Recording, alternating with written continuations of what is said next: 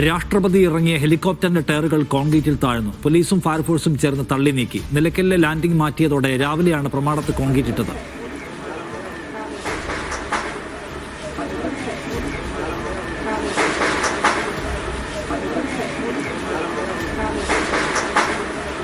നന്ദുഷ കൂടുതൽ വിവരങ്ങളുമായി. നന്ദുഷ, എന്താണ് ഇങ്ങനെ തള്ളാനുണ്ടായ കാരണം എന്താണ്?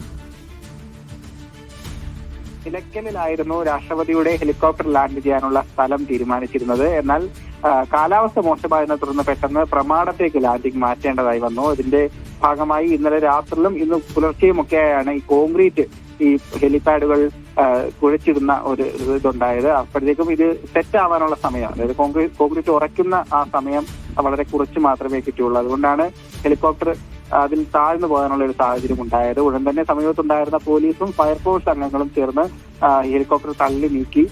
ഏതായാലും രാഷ്ട്രപതിയെ സുരക്ഷിതമായി തന്നെ പുറത്തിറക്കാൻ സാധിച്ചു. ഏതായാലും സുരക്ഷാ ഉദ്യോഗസ്ഥരും പോലീസിന്റെയും അഗ്നിശമന സേനയുടെയും സമയോചിതമായ ഇടപെടൽ മൂലമാണ് ഇത്തരത്തിൽ കോൺക്രീറ്റ് പാളിക്കുള്ളിൽ നിന്നും ചക്രങ്ങൾ പുറത്തിറക്കാൻ സാധിച്ചത്. ഇപ്പൊ കോപ്റ്റർ ഒക്കെ ആണോ പറക്കാൻ പറ്റുന്ന പോലെ? അതിന്റെ ചക്രങ്ങളിലൊക്കെ മൊത്തം സിമെന്റ് ഒക്കെ ആയി കാണുമല്ലോ. അതെ നിഷാദ്, പക്ഷേ അത് കാര്യമായ പ്രശ്നം ഉണ്ടാക്കില്ല എന്നാണ് അറിയാൻ കഴിഞ്ഞിട്ടുള്ളത്. കാര്യം സേനയുടെ ഹെലികോപ്റ്ററാണ്. അത്തരം സജ്ജീകരണങ്ങളൊക്കെ തന്നെ ഹെലികോപ്റ്ററിൽ ഉണ്ട് എന്നതിനാൽ സിമന്റ് ആയി എന്നതിനാൽ അതിന് കാര്യമായ പ്രശ്നങ്ങൾ ഉണ്ടാകില്ല എന്നാണ് അറിയാൻ കഴിയുന്നത്. ഏതായാലും രാഷ്ട്രപതി സന്നിധാനത്തേക്ക് തിരിച്ചിട്ടുണ്ട്. 11:50 ശബരിമല ദർശനം നടത്തും എന്നാണ് അറിയാൻ കഴിഞ്ഞിട്ടുള്ളത് നിഷാദ്.